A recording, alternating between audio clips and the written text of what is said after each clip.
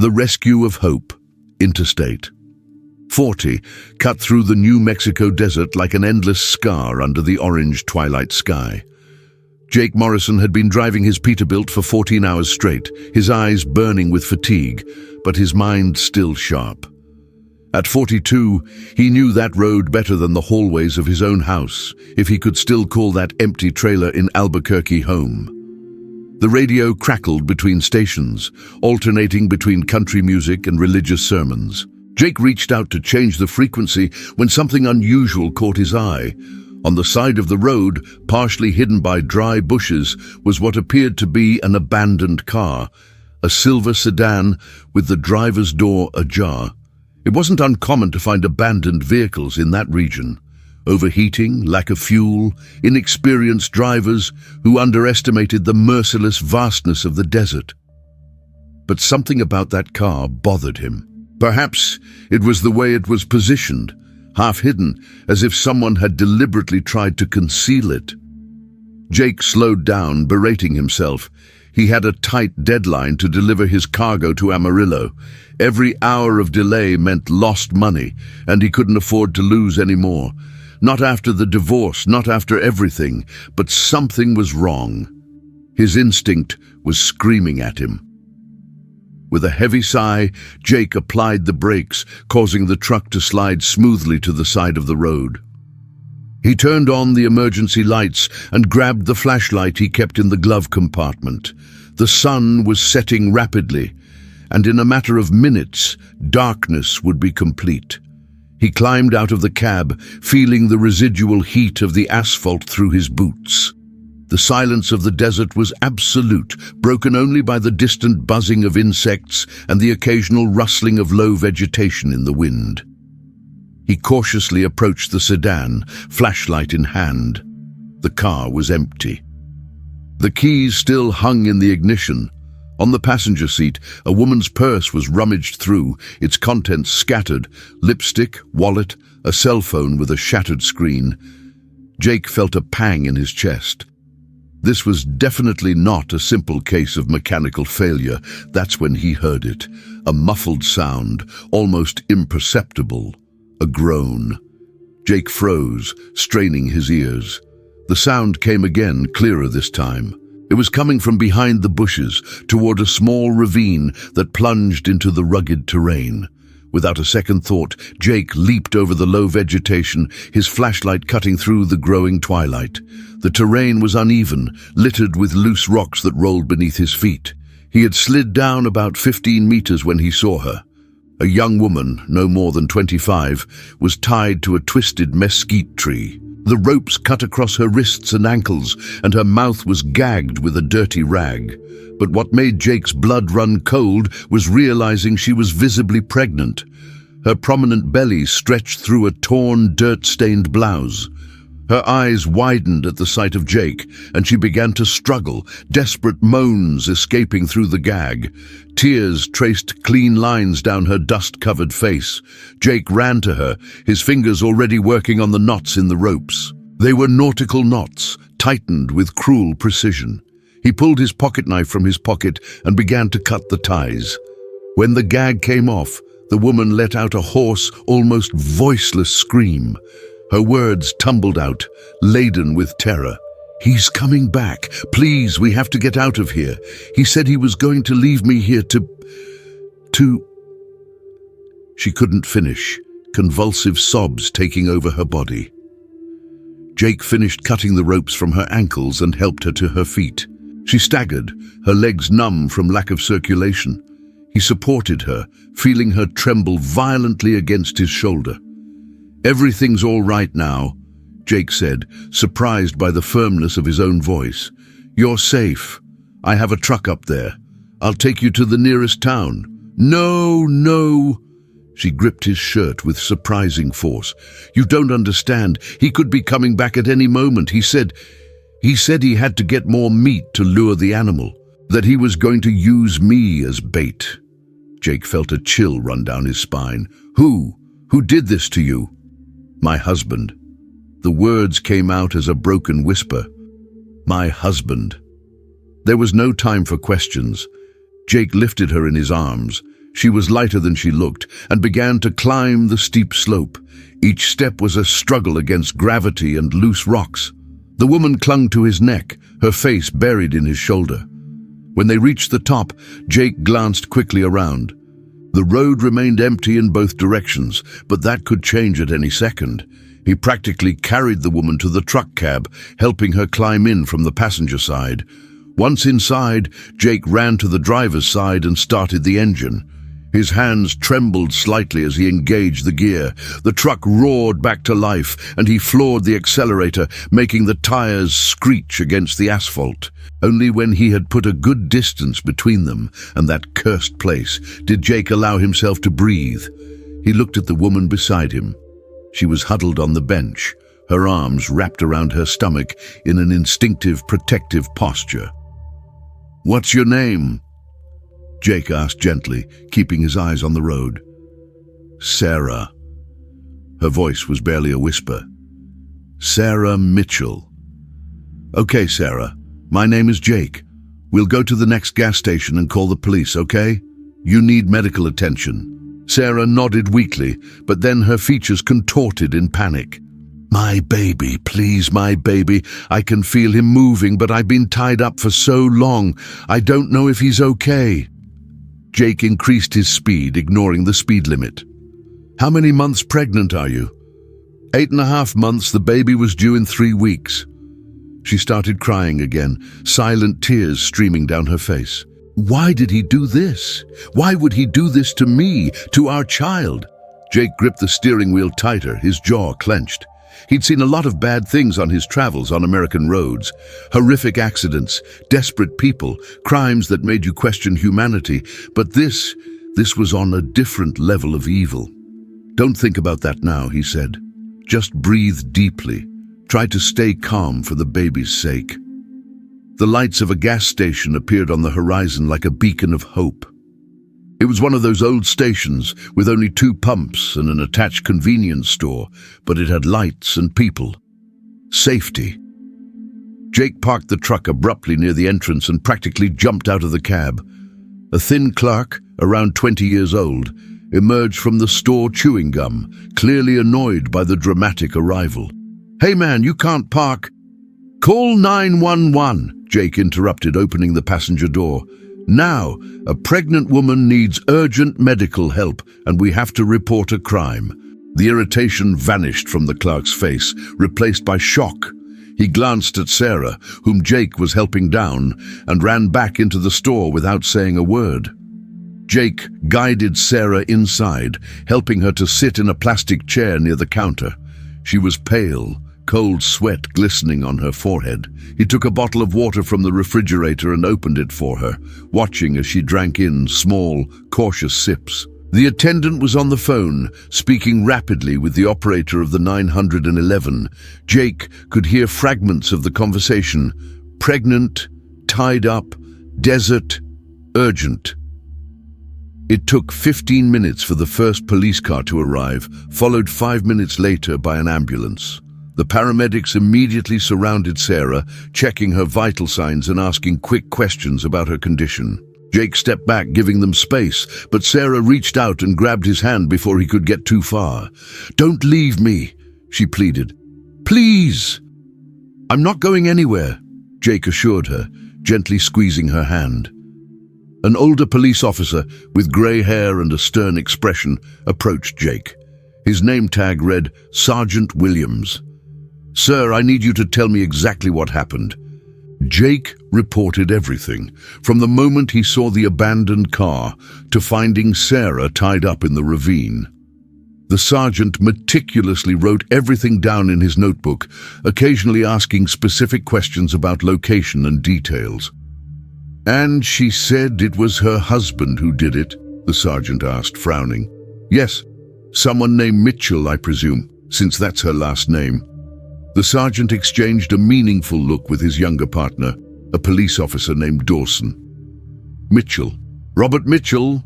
Jake shrugged. "She didn't mention her first name." "Shit," Dawson muttered. "Sergeant, if it's Robert Mitchell, we have a big problem. He owns that huge property near the nature reserve, known for being eccentric." Eccentric is a kind understatement, the sergeant grumbled. He turned to Jake. Sir, you may have saved more than one life today. There have been rumors about that man for years, but we never got anything concrete. If what this woman is saying is true... It's true, Sarah shouted from across the room where the paramedics were still examining her. Her voice was thick with anger and fear. It's all true. He's insane. He's become obsessed with that damn jaguar that appeared on his property. He said it was a sign that he needed to make a sacrifice to prove his dominance over nature, to prove he was a real man. The sergeant walked up to her. Mrs. Mitchell, I need you to be very specific. Your husband tied you up there with the intention of... To use me as bait, Sarah exploded. He wanted the jaguar to attack me. He said he would watch from afar, that he would film everything, that he would prove he could control even the wildest predators. He's completely crazy. And when he found out I was pregnant, he got even worse. He said a greater sacrifice would be more meaningful. The room fell into a deathly silence. Jake felt nausea rise in his throat. The paramedics exchanged horrified glances. We'd been married for 3 years, Sarah continued, the words gushing out now that the dam had broken. He'd always been controlling, but after he saw that jaguar on our property, something in him broke. He started talking about primal instincts, about dominating nature, about being the alpha predator. I tried to leave, but he locked all the doors, took my car keys, my phone. This morning he dragged me to the car by force and took me to that place. He tied me to that tree and said he'd come back with raw meat to scatter around me, to make sure the animal came.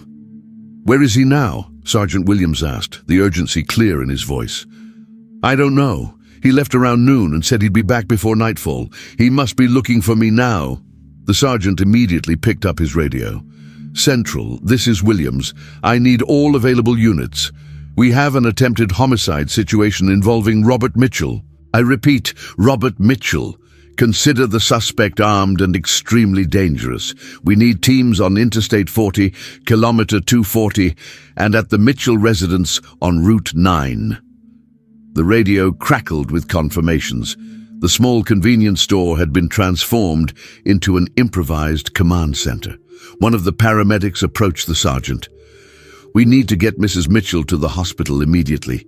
She's dehydrated and in shock. The baby seems to be fine at the moment, but we need proper monitoring. Go, the sergeant nodded. Dawson, you're going with them. Don't leave that woman alone for a second. If Mitchell shows up... I know, Sergeant. As the paramedics began to move Sarah onto the stretcher, she grabbed Jake's hand again. You saved me. You saved my baby. How can I thank you? Jake shook his head, suddenly feeling uncomfortably emotional. You don't need to thank me. Just take care of yourself and the baby, okay? Sarah nodded, fresh tears glistening in her eyes. You're an angel, a true angel. As the ambulance drove away, sirens echoing through the desert night, Jake found himself alone with Sergeant Williams and a few police officers who had arrived as backup. Mr. Morrison, the sergeant said, his voice softer now, you did a very brave thing today. Many men would have simply continued driving. I almost did it, Jake admitted, but something told me to stop, just a feeling. Well, thank God you listened to that hunch. The sergeant extended his hand, and Jake shook it firmly. We'll need a formal statement from you tomorrow, but for now you need to rest. There's a motel about 5 kilometers from here. We'll cover the cost of your stay. That's not necessary, Jake began, but the sergeant raised his hand. I insist. It's the least we can do. Before Jake could respond, the sergeant's radio crackled again. Sergeant Williams, this is Unit 7. We've located Robert Mitchell. He was returning to the location where his wife was found. He's armed with a rifle and has refused to surrender, requesting a negotiator and additional backup. The sergeant cursed under his breath. Unit 7, hold position. Don't come any closer. I'm on my way. He looked at Jake. Stay here. Don't go anywhere until I get back." Jake watched as the cars sped away, their red and blue lights painting the night desert in surreal colors.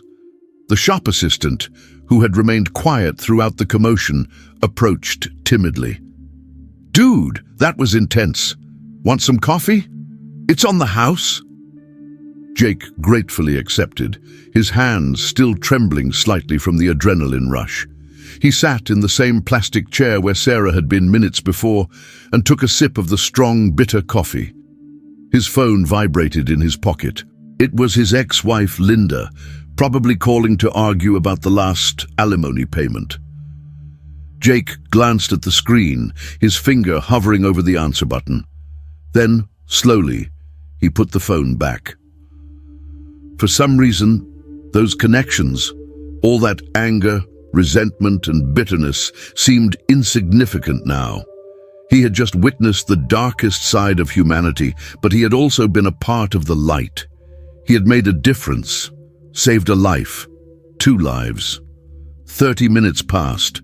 Jake was about to call the sergeant when the patrol cars started returning.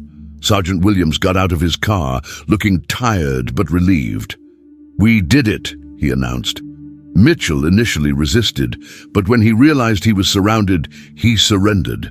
He's going to be in jail for a very, very long time. Jake let out a sigh. He hadn't realized he was holding back. "And Sarah? How is she?" "I called the hospital. She's stable. The baby is too. They'll keep her under observation overnight, but the doctors are optimistic." The sergeant smiled wearily. "Thanks to you." Jake shook his head, still processing everything. "I only did what anyone would do." "But you're not just anyone, Mr. Morrison. You're the person who stopped, who cared, who acted." The sergeant placed a hand on Jake's shoulder. "That makes you special." The words touched something deep within Jake, a place that had been empty and painful for so long. Since the divorce, since his life had fallen apart, he felt invisible, irrelevant, just another lonely trucker on the endless road. But perhaps he was more than that. Perhaps there was still purpose to him. "Now," the sergeant said, returning to a professional tone, "about that motel. Follow me. I've already called ahead and reserved a room for you." The motel was exactly as Jake expected. A low, 1-story building with faded red doors and a flashing neon sign that read, "Vacancies." But to Jake that night, it felt like a palace. He took the longest shower of his life, letting the hot water wash away not only the day's dirt and sweat, but also something deeper. When he finally lay down on the bed, a real bed, not the hard mattress in the truck cab, he felt every muscle relax. But sleep did not come easily. His mind kept returning to Sarah, to the terror in her eyes, to the way she had begged not to be left alone. He thought of the unborn baby, unaware of how close it had come to a terrible end, and he thought of Robert Mitchell, a man so consumed by his obsession, by his morbid need for dominance, that he was willing to sacrifice his own wife and son. What kind of darkness existed in the heart of such a man? Jake tossed and turned in bed, staring at the stained ceiling. Surprising tears stung his eyes. They weren't tears of sadness exactly, but of something more complicated. Relief, gratitude, emotional exhaustion. He had saved a life, 2 lives, and in the process, perhaps he had saved a little bit of himself as well. When sleep finally came, it was deep and dreamless. Jake woke to insistent knocking on the door. He sat up abruptly, disoriented, before remembering where he was. Sunlight filtered through the thin curtains. He looked at the clock, 8:30 in the morning. More knocks. "Mr. Morrison, I'm Sergeant Williams." Jake crawled out of bed and opened the door. The sergeant was accompanied by a young woman in civilian clothes, carrying a leather briefcase. "Good morning," the sergeant said. "Sorry to wake you, but we have news. This is Assistant District Attorney Diane Carter. She would like to speak with you." Jake invited them inside, suddenly aware that he was only wearing a t-shirt and wrinkled jeans. The prosecutor didn't seem to mind. She shook his hand firmly and got straight to the point. "Mr. Morrison, I want to thank you personally for what you have done. I also need to inform you that your testimony will be crucial to the case we are building against Robert Mitchell. He is being charged with attempted murder, kidnapping, domestic violence, and several other crimes. With your testimony and that of Mrs. Mitchell, we have a solid case." "I will testify," Jake said without hesitation, "whatever it takes." The prosecutor smiled. "Great. We'll need you to remain available for the next few weeks. Can you do that?" Jake thought about his cargo waiting in Amarillo, the deadlines, the lost money. Then he thought about Sarah and her baby. "Yes," he said, "I can do that." After the prosecutor left, the sergeant stayed behind. "There's one more thing," he said hesitantly. "Sarah Mitchell is asking to see you. She said she won't rest until she can properly thank you. Would you mind?" The regional hospital was small, but clean and efficient. Sergeant Williams escorted Jake through the corridors to the maternity ward. Outside one of the doors, a nurse checked their IDs before allowing them to enter. Sarah was in bed, much cleaner and healthier than the night before, but still clearly shaken. Her face lit up when she saw Jake. "You came," she said, her voice breaking. "Of course I came." Sarah reached out her hand, and Jake took it. "They told me the baby is fine, completely fine. The doctor said that if I had stayed tied up much longer, the stress could have..." She couldn't finish. "But you didn't stay," Jake said gently. "You're safe. The baby is safe. Because of you." Tears streamed freely down Sarah's face now. "I have no one, you know. My parents died years ago. I have no siblings. Robert isolated me from all my friends. I was completely alone, and then you appeared." Jake felt a lump in his throat. "You're not alone now." "I want you to be the godfather," Sarah said suddenly, "of my baby. I know we just met, but you literally saved his life, our lives. I can't think of anyone more appropriate." Jake was speechless. He opened his mouth, closed it, trying to find the right words. "Sarah, I would be honored, but are you sure? You don't even know me." "I know everything I need to know," Sarah said firmly. "You're a good man, Jake Morrison. In a world full of darkness, you chose to be the light." They talked for another hour. Sarah told him about her life before Robert, about her dreams of being a teacher, about how she met Robert at an education conference and thought she had found the perfect partner, about how the controlling signs started small, comments about her clothes, suggestions about who she should see, when she should go out, how it gradually turned into total isolation. "I thought about leaving so many times," she admitted. "But he always convinced me to stay.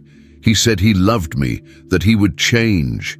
And then I got pregnant, and I thought maybe that would really change him, that fatherhood would transform him. But it only got worse." Jake listened, not judging, just offering presence and understanding.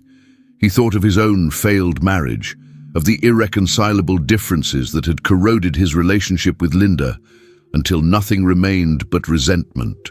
But this was something completely different. This was pure evil.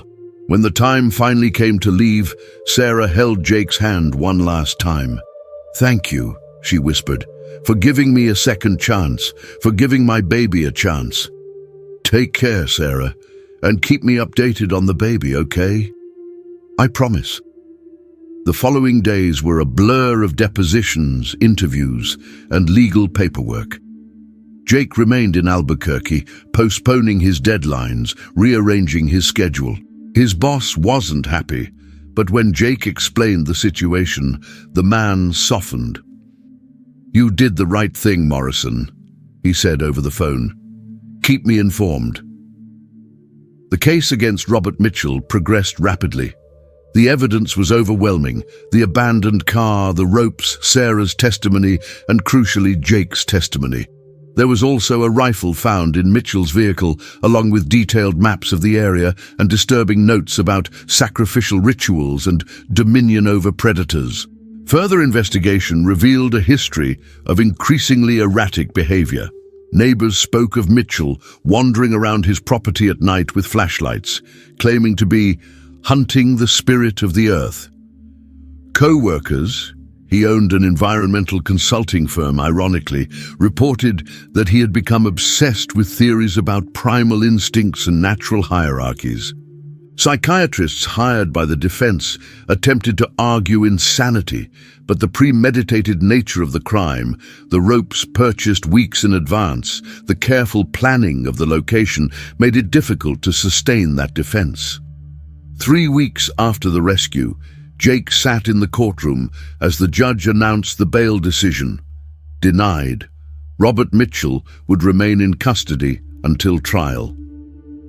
Jake glanced at the man across the courtroom. Mitchell was surprisingly ordinary, neatly combed brown hair, metal-rimmed glasses, a well-tailored suit. He looked more like an accountant than a monster. But Jake had learned that monsters rarely looked like monsters. When their eyes met, Mitchell held his gaze for a long moment. There was no remorse in those eyes, Jake realized, only cold indifference. A man who had convinced himself that his actions were rational, even justifiable. Jake was the first to look away, a shiver running down his spine. Across the room, Sarah sat with Prosecutor Carter. She was visibly pregnant now, her large belly even under the loose dress she was wearing. She gave Jake a small nod, and he returned the gesture. After the hearing, they met outside the courthouse. The New Mexico heat was relentless, but Sarah seemed stronger, more present than in previous weeks. "He's going to stay in jail," she said, not as a question, but as a statement, as if she needed to hear the words aloud to make them real. "It will," Jake confirmed. "The prosecutor is confident. With all the evidence, it's practically certain." Sarah nodded slowly, a lone tear tracing a path down her cheek. "I used to love him, you know. That's the part that scares me the most, that I loved someone capable of that." "You couldn't have known," Jake said gently. "People like that are experts at hiding who they really are. I know, my therapist says the same thing, but it's still hard to accept." She placed a protective hand on her belly. "At least my baby will never know him. Will never be under his influence." "Is it a boy or a girl?" Jake asked, changing the subject to a lighter topic. Sarah's face lit up. "Girl, I'm going to call you Hope. Hope. Because that's what you gave me. Hope." Jake felt his eyes sting. "It's a beautiful name." They talked for a few more minutes before Sarah had to leave for a doctor's appointment. Jake watched her go, a strange feeling of purpose filling his chest. That night, Jake finally called Linda. The conversation was tense at first, full of the usual recriminations. But then Jake told her about Sarah, about the rescue, about everything. There was a long silence on the other end of the line. "Oh my God, Jake," Linda finally said, her voice soft. I don't know what to say. You saved her life. I only did what was right." Another pause. "You've always been good at this, you know, doing the right thing, even when it was difficult." Jake didn't know how to respond to that. They had parted with so much bitterness, so many cruel words spoken that couldn't be taken back. Hearing Linda speak of him in that way was disconcerting. "I'm sorry," he said suddenly, "for everything, for not being the husband you needed." "I'm sorry too," Linda replied, and he could hear tears in her voice.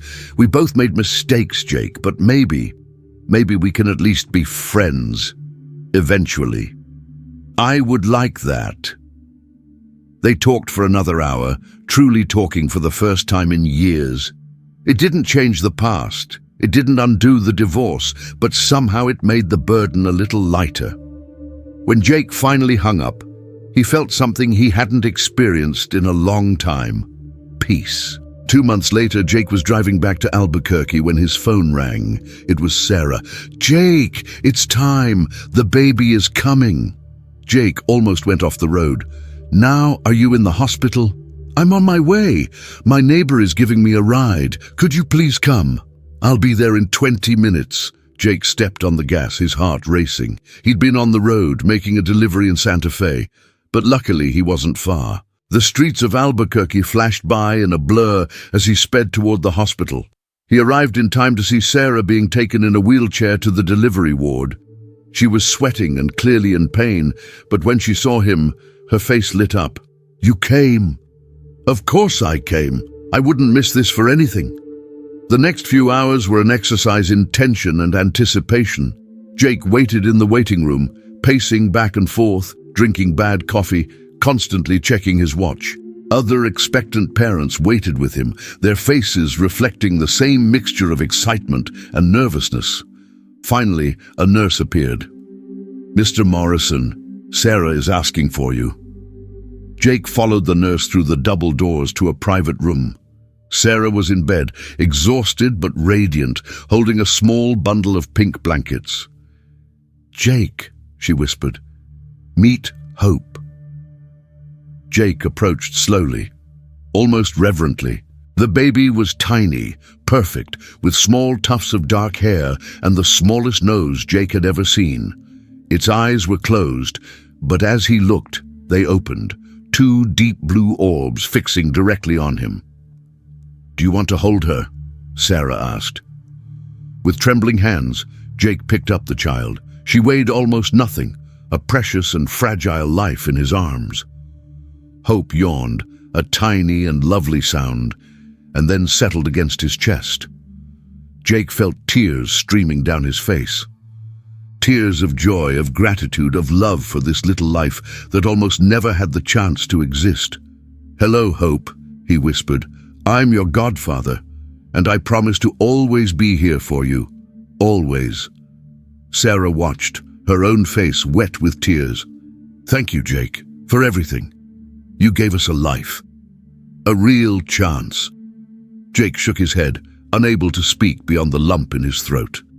He looked at little Hope, at her brave mother, and felt something fundamental shift within him. For so long he had felt adrift, without purpose, simply existing from one delivery to the next. But now he had something more. A family, even if unconventional. A purpose beyond himself. Robert Mitchell's trial took place 6 months later. It was widely publicized, the story shocking communities across the state. Jake testified, recounting every detail of how he found Sarah, the evident terror within her, the ropes cutting her wrists. The defense tried to discredit his testimony, suggesting that he had misinterpreted the situation, that Sarah was lying about Mitchell's intentions. But the evidence was overwhelming. The strings, the notes, the history of abusive behavior. Sarah also testified, her voice firm and clear as she recounted years of abuse, culminating in the attempted murder. She held Hope's photo as she spoke, a visual reminder of what was at stake. The jury deliberated for only 4 hours. Guilty on all counts. Robert Mitchell was sentenced to 30 years in prison without the possibility of parole for the first 15 years. When the sentence was read, he showed no emotion, simply staring straight ahead with those cold, empty eyes. Outside the courthouse, Sarah collapsed into Jake's arms, sobbing with relief. "It's over," she cried. "It's finally over." "Yes," Jake said, hugging her tightly. "It's over." Life gradually returned to a new normal. Sarah found a small but comfortable apartment, started working as a substitute teacher at local schools, slowly rebuilding the life Mitchell had tried to destroy. Jake visited whenever he was in the area, becoming a constant presence in Hope's life. He was there for her first steps, her first words, which, to her great pride, included Uncle Jake. He was there for birthdays, holidays, and the difficult nights when Sarah needed someone to rely on. 2 years after the rescue, Jake was sitting in Sarah's small apartment, Hope happily playing with blocks on the floor. Sarah brought 2 cups of tea and sat down next to him on the sofa. "I was thinking," she said hesitantly, "have you ever considered quitting trucking? I mean, I know it's your life, but you're getting older, and you mean so much to Hope and to me. It would be nice to have you around more often." Jake took a sip of his tea, pondering. It was true that the long hours on the road were beginning to take their toll. His back ached constantly, his eyes tired more quickly, and he hated being away from Hope, missing important milestones. "I've been thinking about it," he admitted. "Actually, a friend of mine is retiring and selling his mechanic shop. I have some money saved up. I could buy it, turn it into a truck repair business. It would all be in one place." Sarah's face lit up. "Jake, that would be amazing. Would you do it?" "I'm seriously considering it." He looked at Hope, who had abandoned the blocks and was trying to climb up his leg. He picked her up, sitting her on his lap. "This little one has convinced me. I don't want to miss out on her childhood." Sarah reached out and shook his hand. "You changed our lives, Jake. Let us be a part of the change in yours." 3 months later, Jake was officially the owner of Morrison's Truck Repair. It was hard work, harder in many ways than driving, but it was rewarding to see something grow under his hands, to build something lasting. And every night he would go home, his own apartment, not an empty trailer, knowing that Sarah and Hope were just a few blocks away. Life wasn't perfect. There were hard days, memories that still haunted Sarah, occasional nightmares about the desert and the ropes. There was financial stress, long working hours, the constant struggle of being a single parent. But there was laughter too. There was Hope learning to count, Sarah getting a permanent teaching position, Jake teaching the little girl to ride a bike. There were Sunday dinners, movie marathons, the kind of ordinary moments that make up a life. On Hope's 5th birthday, Jake organized a surprise party. The house was full of school friends, balloons, and chocolate cake, Hope's favorite. As she blew out the candles, her eyes shining with joy, Jake looked around. Sarah was smiling, truly smiling in a way he hadn't seen her do on that terrible first day in the desert. She had healed, become stronger. She had found her way back to the light. And Hope was thriving, bright, curious, full of life and love. She carried no scars from anything she didn't even remember, protected by an act of luck and kindness 5 years ago. Later that night, after the guests had left and Hope was asleep, Jake and Sarah sat on the porch, watching the stars. "Do you remember that day?" Sarah asked quietly. "Sometimes it feels like a lifetime ago." "I remember," Jake said. "Every detail." "Have you ever wondered what would have happened if you hadn't stopped? If you had simply kept driving?" Jake paused, pondering. "Sometimes. But then I look at Hope. I see how much she's grown. I see you happy and rebuilt, and I know I stopped for a reason. Maybe everything happens for a reason." Sarah leaned against his shoulder. "I don't believe in angels," she said softly, "but if I did, you would be one." Jake laughed, the sound warm and genuine. "I'm just a man who was in the right place at the right time." "No," Sarah countered, "you are so much more than that. You are proof that there is still goodness in the world, that heroes still exist, even if they drive trucks and drink bad coffee." They sat in comfortable silence, watching the night sky, each lost in their own thoughts. In the distance, a coyote howled, a lonely sound echoing across the desert. But here, on this balcony, in this moment, there was no loneliness, only connection, family, love. Jake thought about the road that had brought him here, the loneliness, the divorce, the years of aimless drifting. He thought about that fateful afternoon when something made him stop, when the choice between continuing to drive or investigating changed the course of 3 lives. He reflected on how a single decision, a single moment of compassion can send ripples through time, touching more lives than one could ever imagine. And he smiled, knowing that despite all the mistakes he had made, despite all the wrong paths he had taken, He had finally found his way home, not for a place, but for a purpose, for a family, for a life that mattered.